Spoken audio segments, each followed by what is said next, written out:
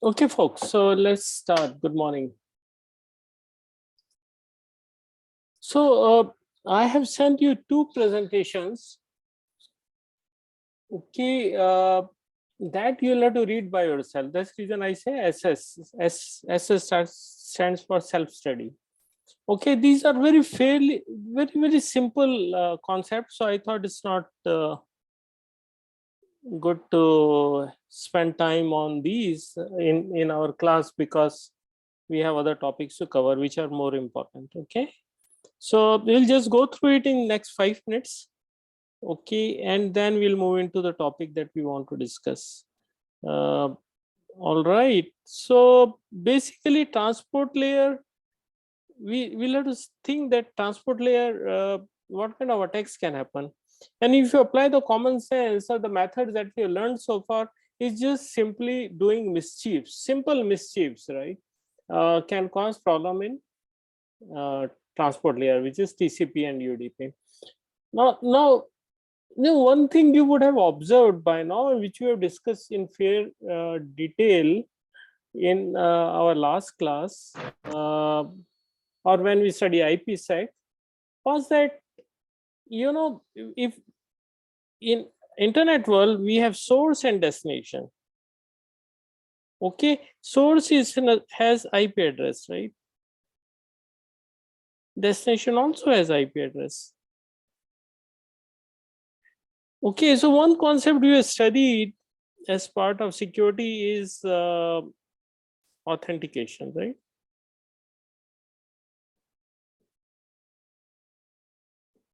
Now it means that message that's going from, or IP packet going from source to destination, is actually coming from source. Now anybody else, an attacker, can also pose as a source, right? Now this is one of the major flaw in IP protocol. I mean, we can't say it flaw, it's designed that way, that thinking that world is honest. Okay, and note that other things in networking world is that the protocols are peer-to-peer.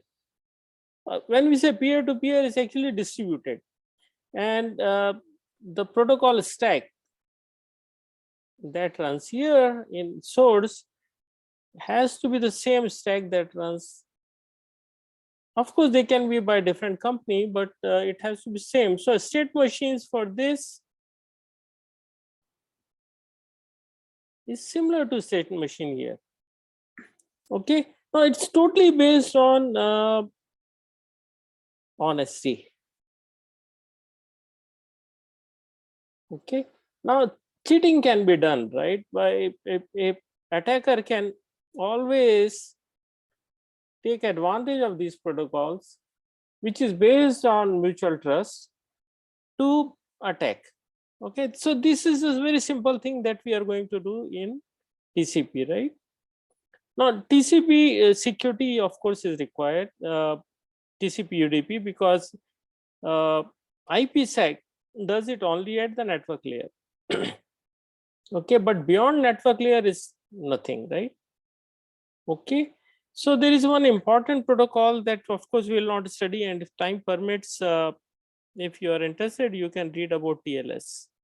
Again, TLS will use what same methods that we'll see, right? Encryption and authentication.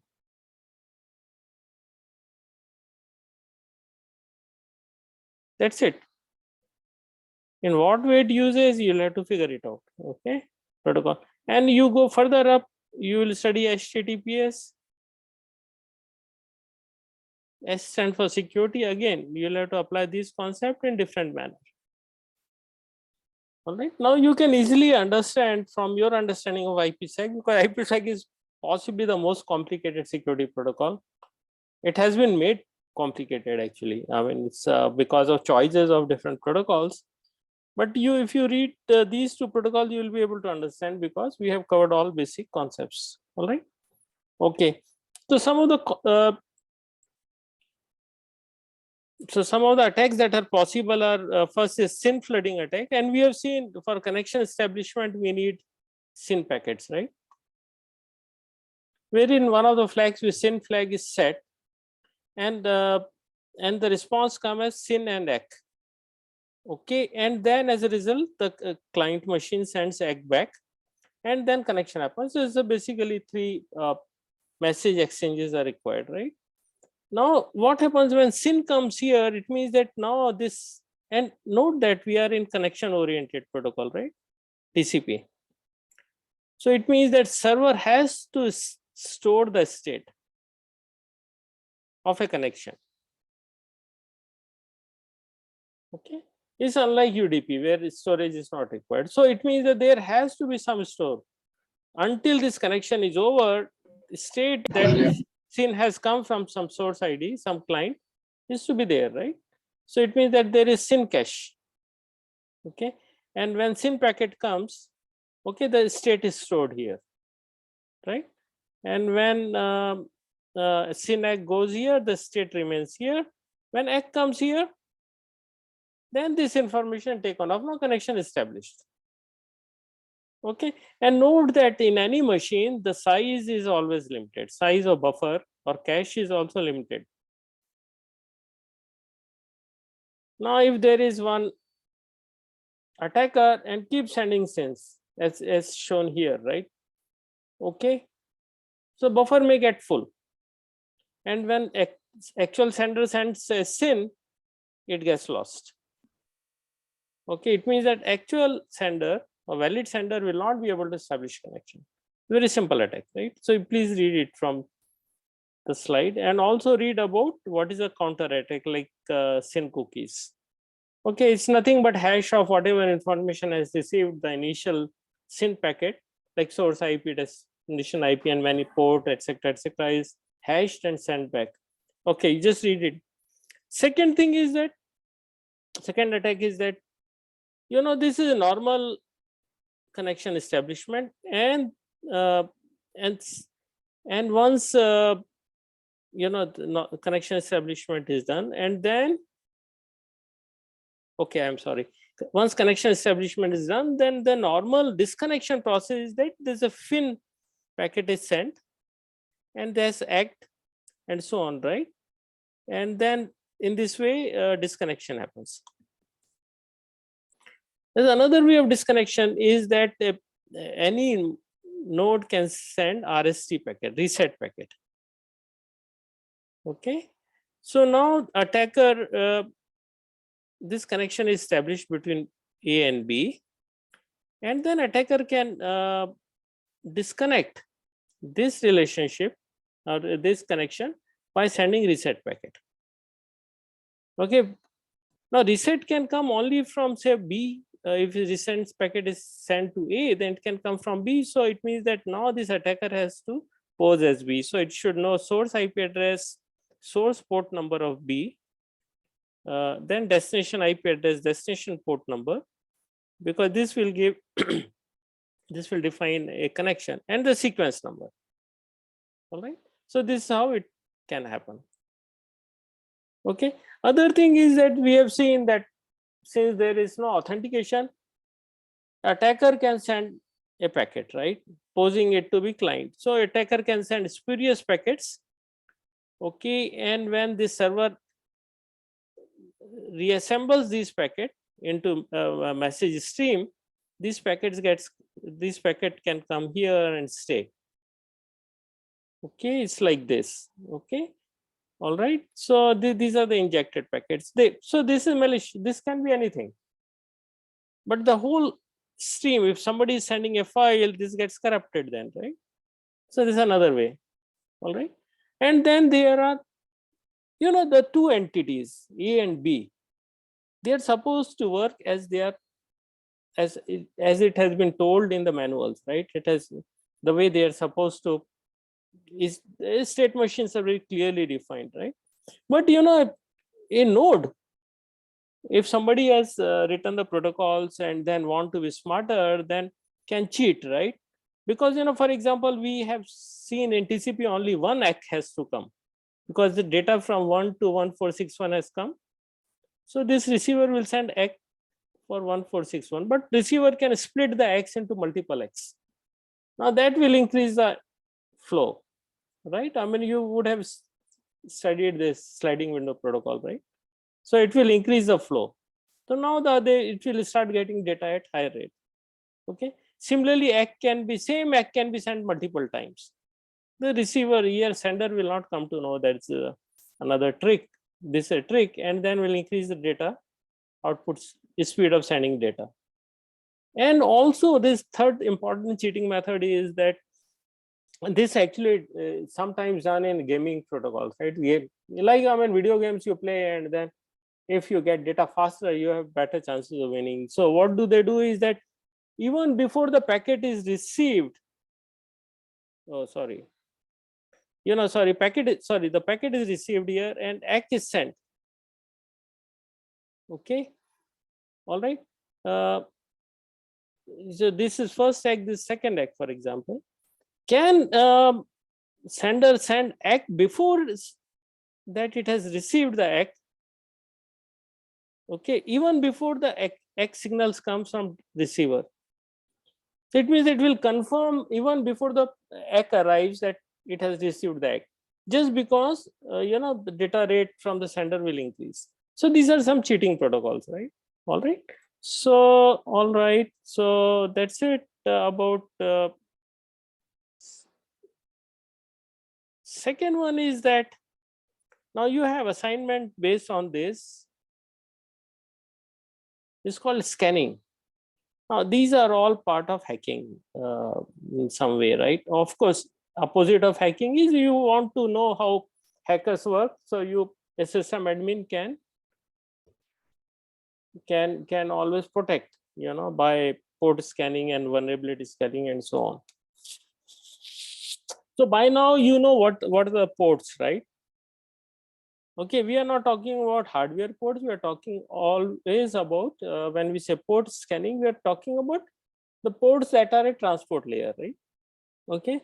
Now through ports, every application that's running or a process running has to use ports if it wants to use networking, right? So the ports are those ports like TCP. For example, we have ports for email, we have ports for whatever, HTTP and so on, right? They're well-defined ports. It's a number, logical. We have studied this in last class, right? Now, port scanning is a method wherein we can find out the ports are open or closed or filtered.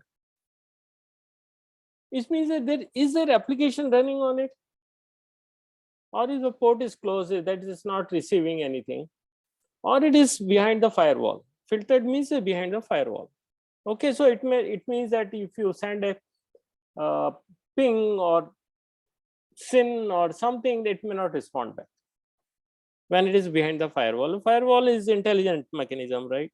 Of course, we should have studied firewall, but we don't have time now. I will send you slides. If you're interested, you can.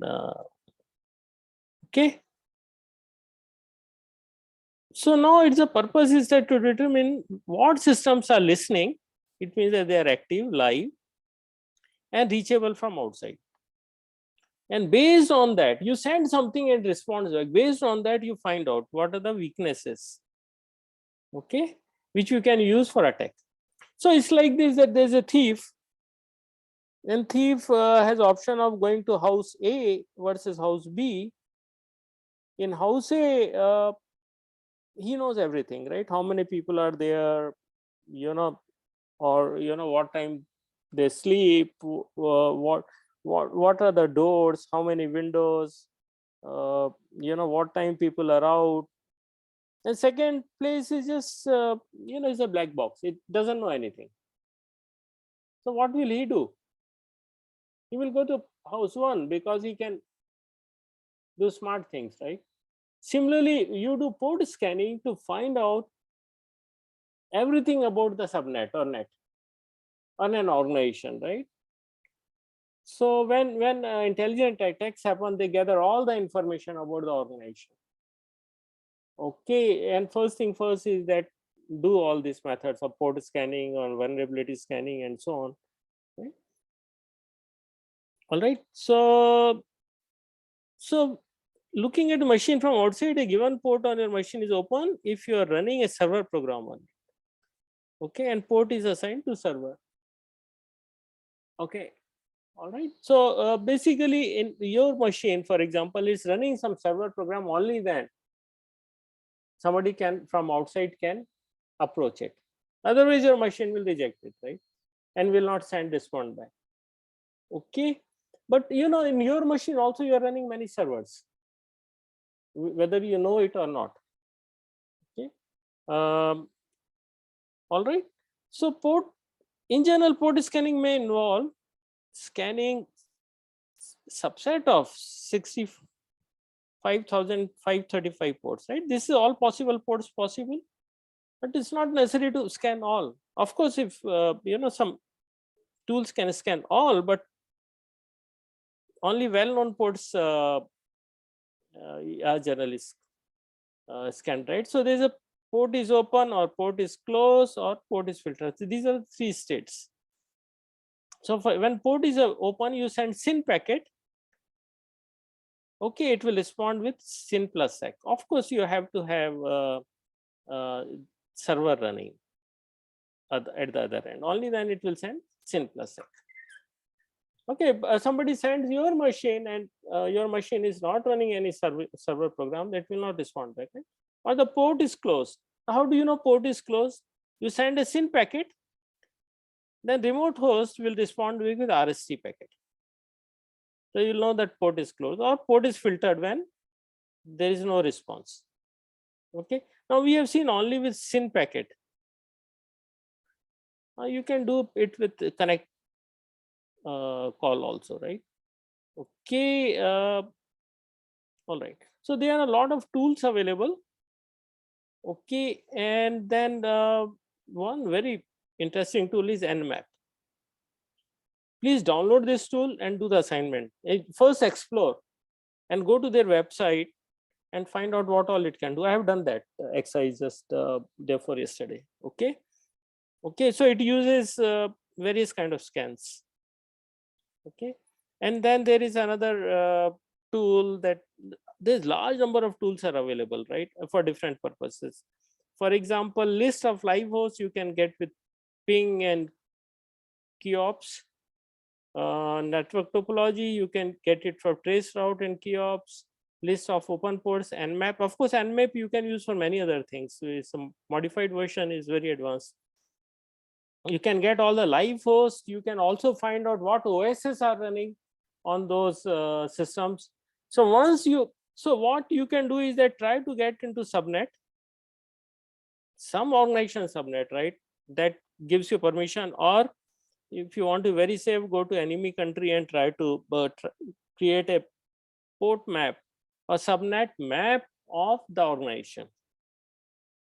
Okay, so you can actually find out what is the LAN, how many machines are there which are connected and disconnected, what ports are open on each. Once you have this kind of information available, attacks are possible, because what attackers will look at, they will look at what OS you are running, and they'll see if or what apps you are running, if they can find out, and what is the version number, and what are the vulnerabilities in that.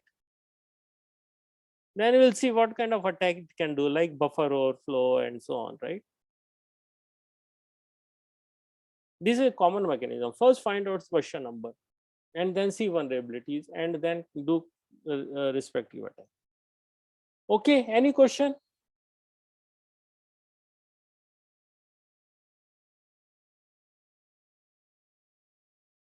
Any question? All right, so please do this, read this, and then you will understand it. Of course, when you have time during break, please start using this tools, and you will come to know a lot of things. Okay, all right. So these two are for you to read by yourself.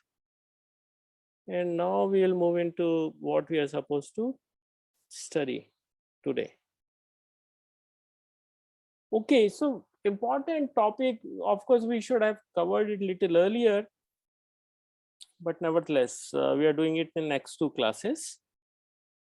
Okay, is malware or viruses, because although we'll not design any virus,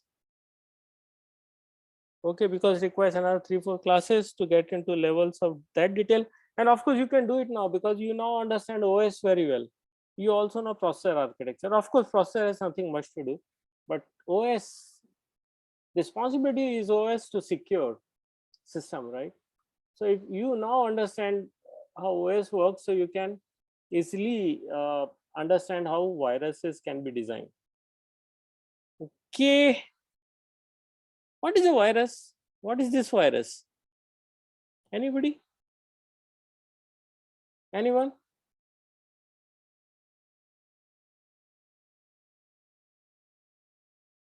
This is live. This is a virus, actual virus, expanded version of virus.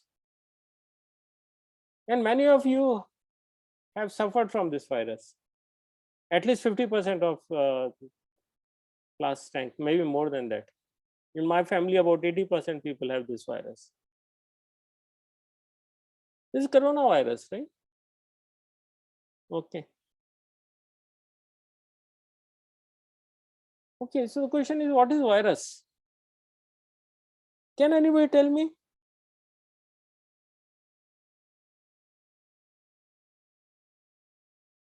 Who can tell me? Ankita? Ankita Chand, can you tell me what is virus?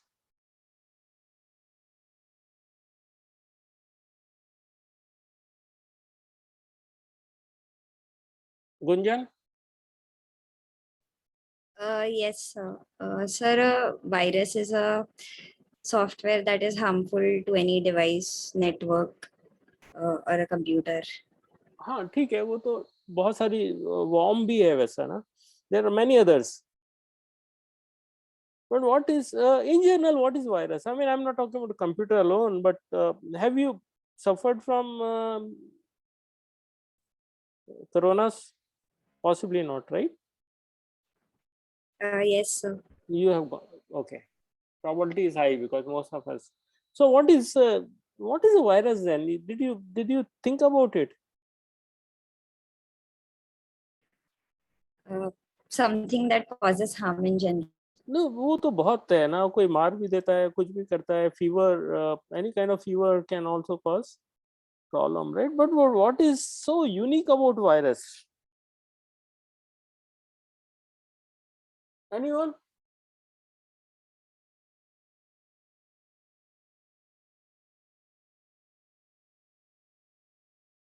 Okay.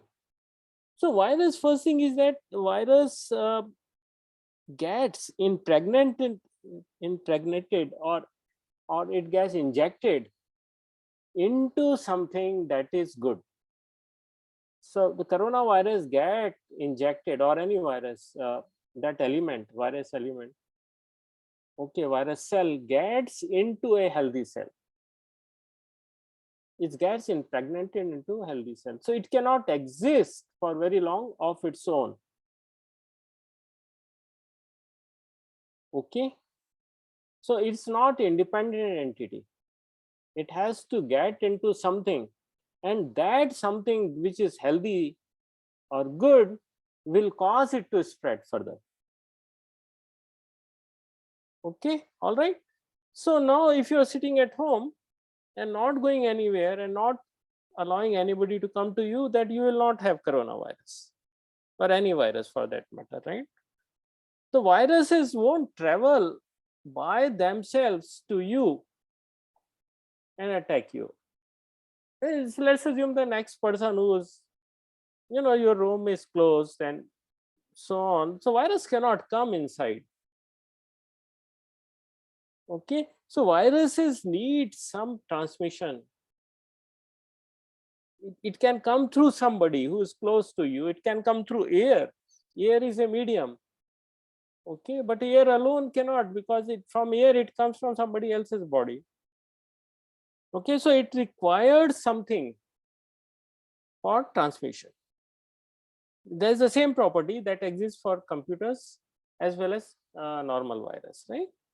So now coming to computer virus is, in general we say malware, not really about virus. Malware is a set of instructions that run on your computer. So it's a program. Note that when we say malware, it's a program. Okay, and that runs on your system and does something which attacker wants you to do. Okay, it's nothing but a malicious code. See, code is written by somebody, but the intent is wrong. Okay, so that code when runs into your system, that it is a malware. So the question, because you have done OS course, I can ask you these questions. When your computer is off, where does this virus reside?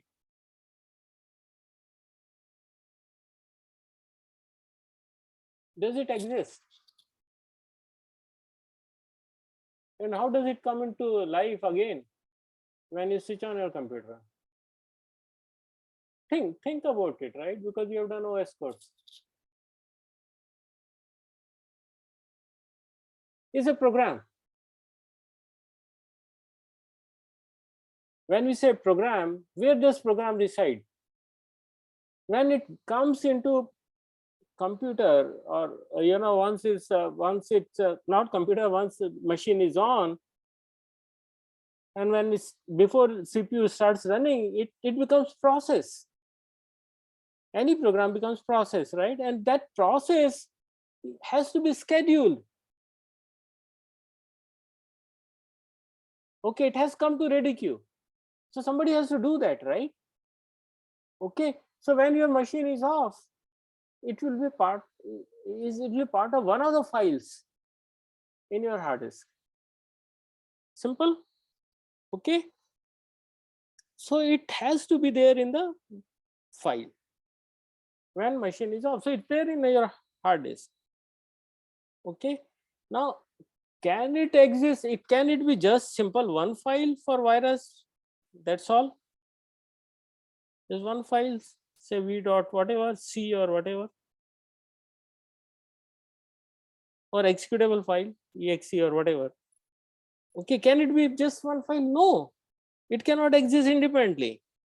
It has to be part of some healthy file. Healthy file means a regular program, and then it can put itself inside. Okay, why? If it is independent, who will schedule it? Who will pick this for scheduling? You will never say that run my virus program. Is that right? So it means that it has to be part of the regular files which are being executed, which are picked by system for execution. What are the files that will be picked by execution? Either the user is triggering that okay, run, for example, Microsoft Word file, and that Word file may contain a virus. That particular Word file may contain, or it can be part of one of those OS programs which always runs, a boot up program, for example, or a scheduler or something. It can be part of that, right? But it has to be part of something. All right. So please think about it. I just thought and say that yes, these are something that we can understand now.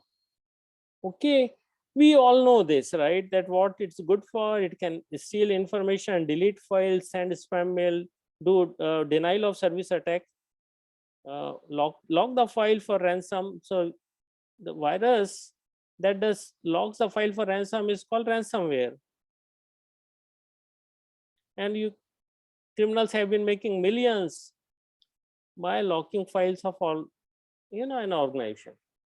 Just encrypt them, and that key is known only to those criminals, right? So he'll say, I will give you key for decryption only when you give us money. Okay, it happens very often. It's called ransomware.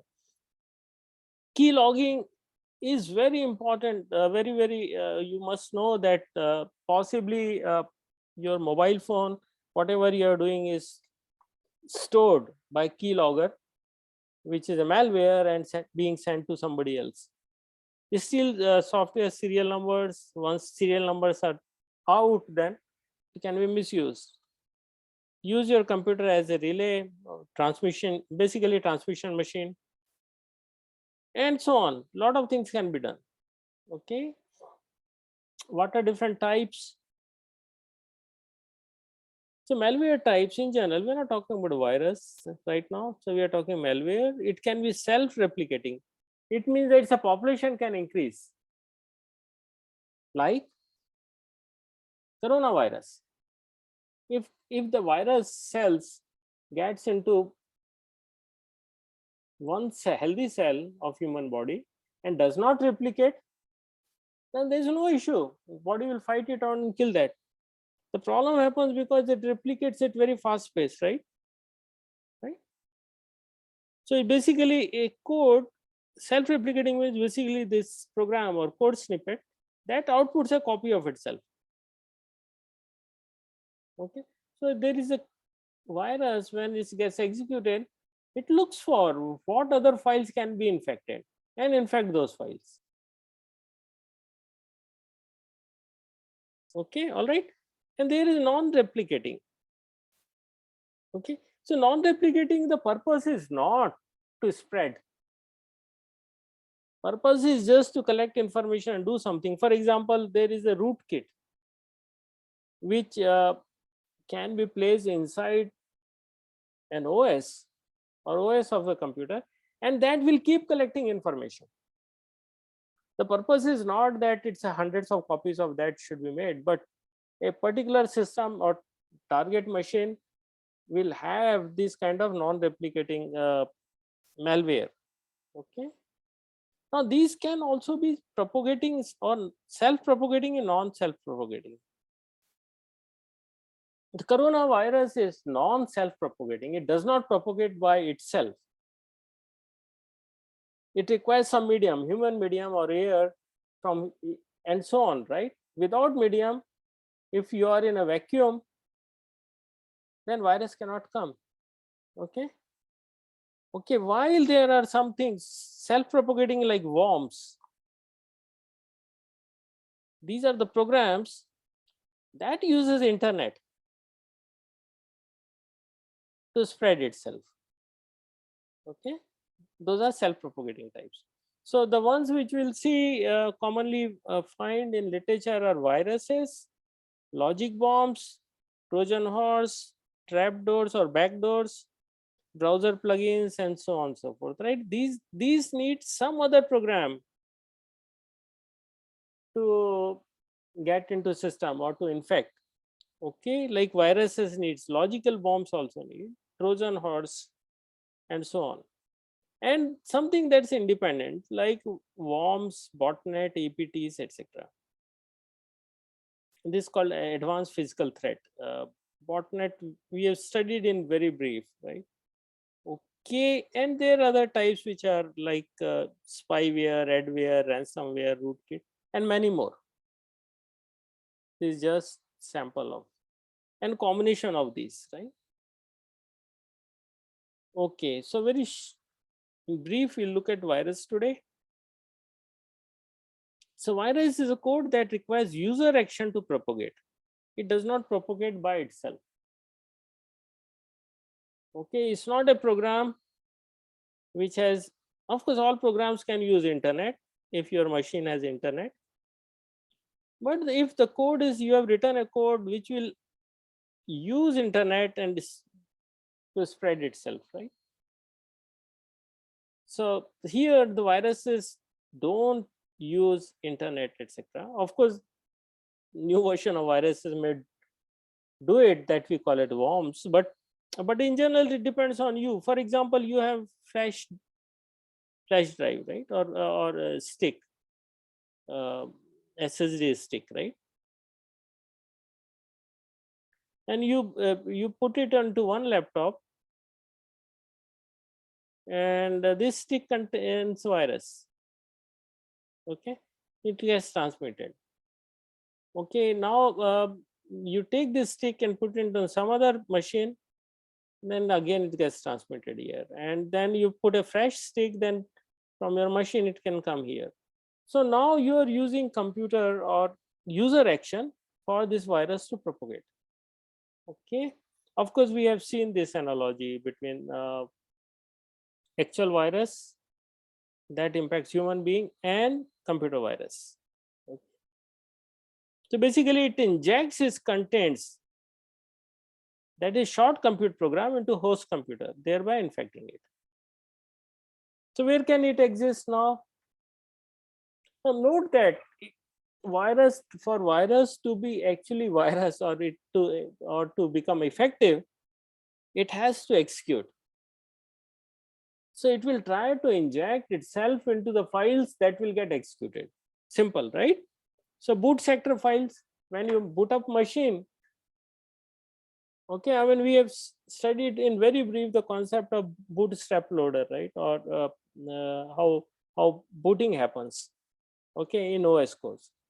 Okay, so basically they, some files which are there in hard disk, will come to, will execute and become part of OS. Okay, so virus can be there, right? Like in boot sector, it can be part of any executable file. Okay, like shell scripts, batch files in Windows, and so on. Or it can be part of a document which has some executable part. So today, most of the document that we write in Word or many other languages, many other similar kind of formats, is not static one, right? It has a lot of program built into it, right? Because you can get image, there is a, and many things you do, right? I mean, there are a lot of macros built into it. Okay, so those even PDF files have a lot of macros built into it, right? So, and I will suggest you to look at the structure of any file, say PDF, for example. So what is there? What is so unique about those kinds of files, right? A Microsoft Word document, Excel spreadsheet, and so on, right? Or third-party program that you download into your machine can also have virus. So virus definition is self-replicating, yes. Population growth, yes. So it's interested in spreading itself. Okay, is parasitic, yes. It means that it will need somebody else to propagate. All right, so you can get this kind of messages. And some properties are stay resident. So you may not know that your machine has a virus for years. Now the new age viruses and malware are so smart that it's very difficult to find them. It will keep sending your information for years to to world outside or cyber criminal without even you knowing it. So there have been instances where where the whole video capture has been done. I mean, they will switch on the camera and then capture the video and then send it. Okay, and they always try to conceal the information. They will not be visible easily, right? All right. So every virus will have a signature. I mean, basically these how antivirus programs find out what is so special about virus, and they try to figure it out. They will leave some trail, or they will have something special. Okay, and those signatures are usually used to find out virus, and the new intelligent viruses try to conceal that signature. All right, so the virus code cannot exist by itself. It has to get into some program. Okay, it can be anywhere in the program. Logically it can be in the beginning, at the end, or in the middle. Okay, and as we said, viruses are also evolving, so they will try to hide themselves, right? And what are different ways of they can hide themselves is nothing. First, they can encrypt themselves, they can be polymorphic, or they can be metamorphic. So this here there is no hiding, right? No, uh, they are visible. Okay, so this is a program and this is a virus code. Code is also visible. Is exe file, right? Of course, executable file. So it's visible. There is no camouflage. Okay, now there can be, they can do something smart such that they are not easily visible. So program code, this is a normal healthy program, right? It's not virus program. Is because we said that virus gets attached to a healthy program which will get executed, right? So now virus code can be encrypted, and but encrypted program cannot run, so it has to be decrypted, and there it is encrypted using some algorithm. Okay, so encryption and decryption requires keys. Okay, so now there has to be decryption program also.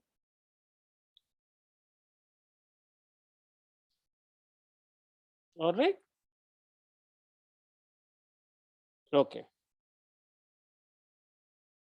So now it means that now this decryption program is to be used to decrypt.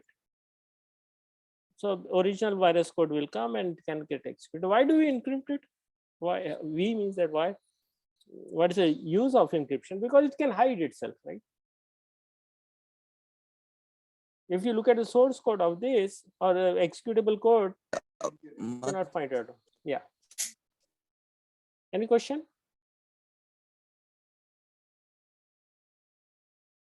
Okay, let's move it then.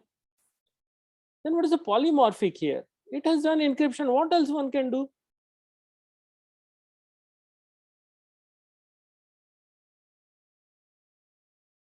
No, if same thing happens every time, right?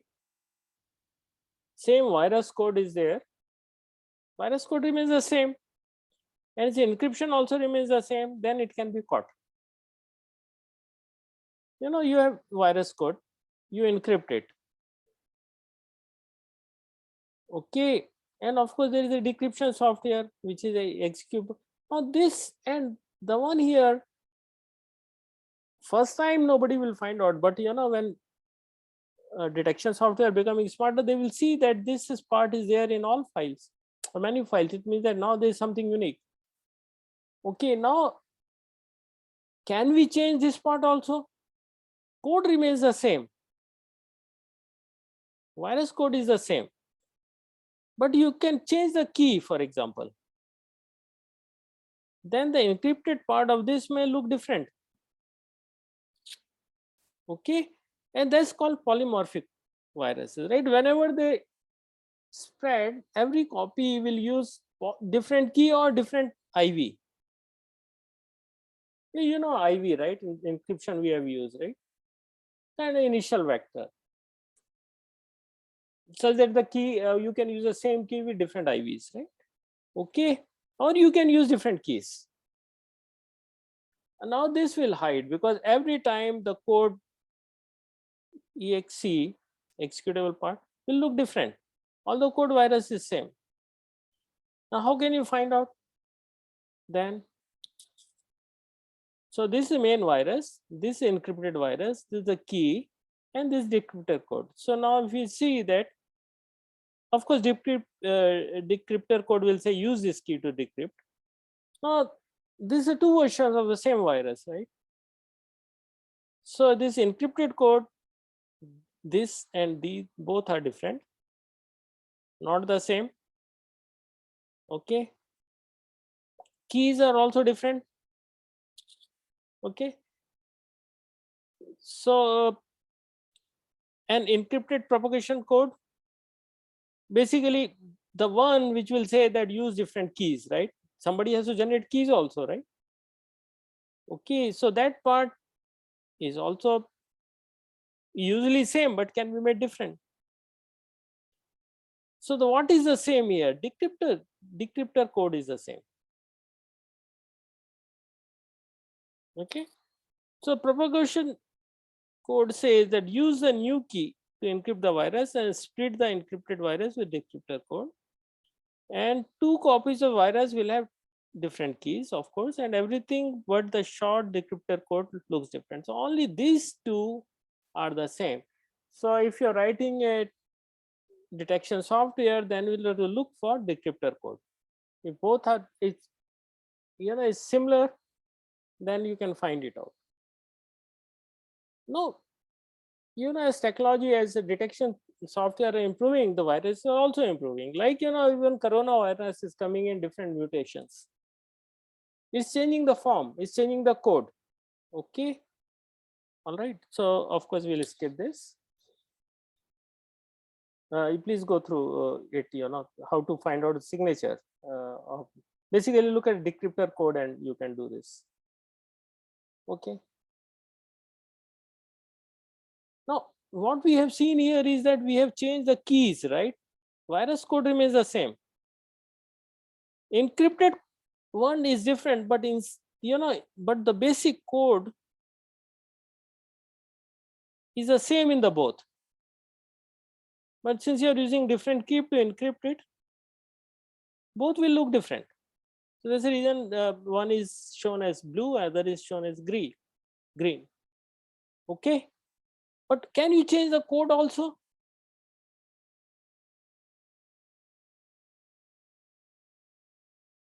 Okay, if you are able to change the code, then they will look very different. It means that you write a code in such a way that it can generate a copy of itself which will look different. Okay, so you can see that it can create a version of itself. Now you need a software to rewrite, okay, so that will change the basic code, right? For example, you can change the order of instructions, you can put knobs and whatever you may want to do, and you can also change the rewriter also. Otherwise this becomes signature, right? Because if rewriter is the same, then it can be found out, right? So rewriter code says construct a semantically different version of this virus and spread the new version.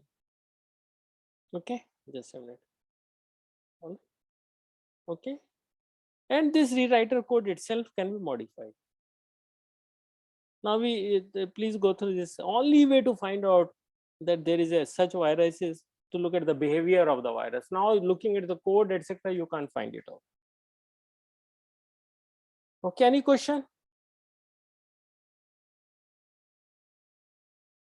Okay, so now basically you need to find out unfamiliar code. There's another way to find out, and we can see number of viruses are just increasing like this. Now what is this number? 1348.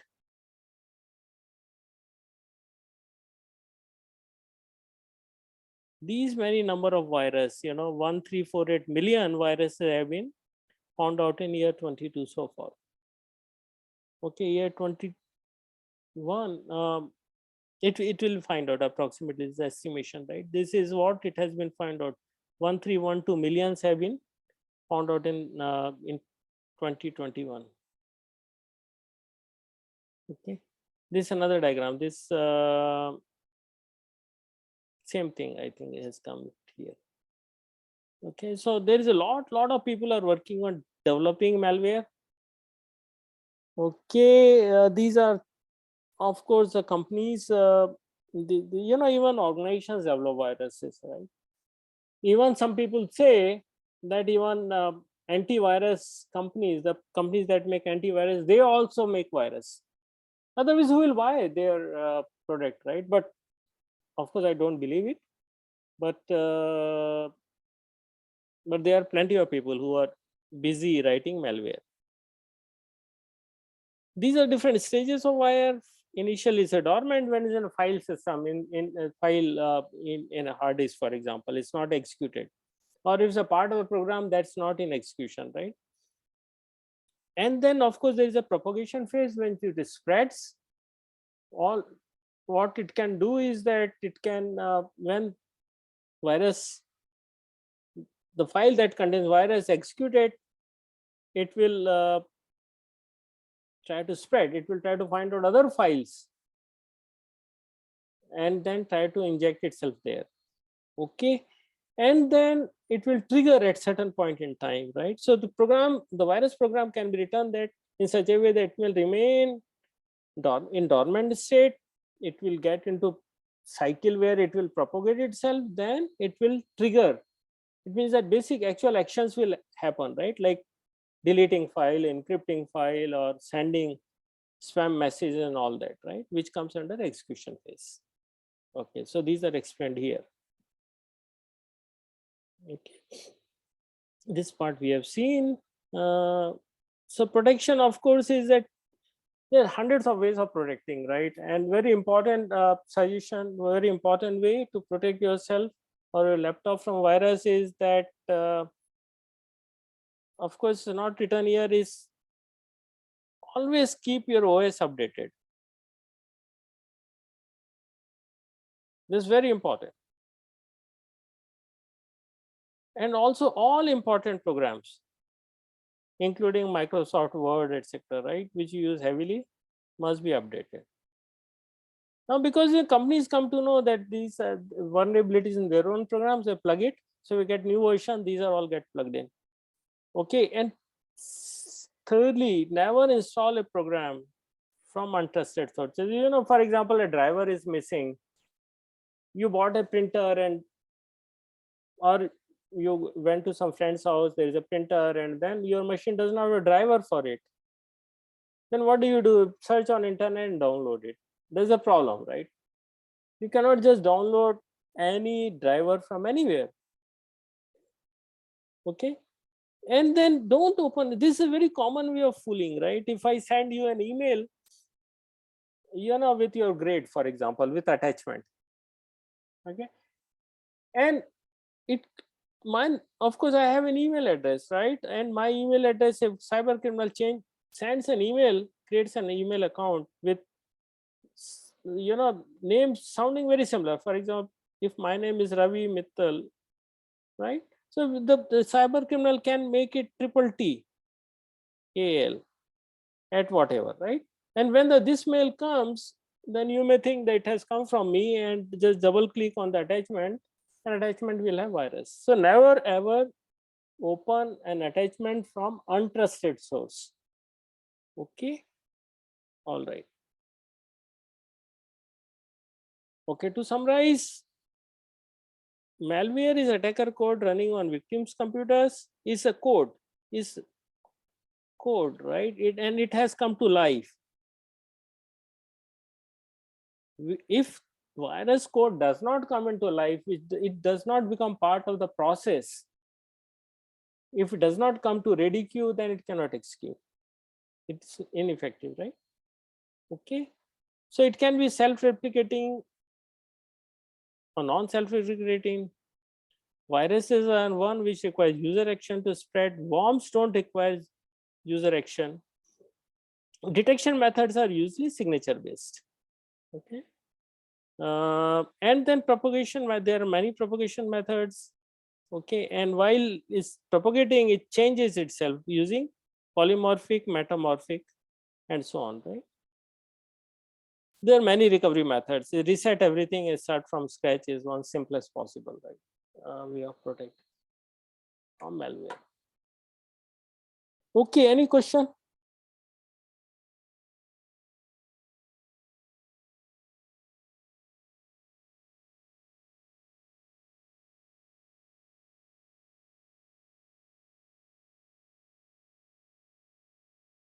Any question? All right then. See you tomorrow.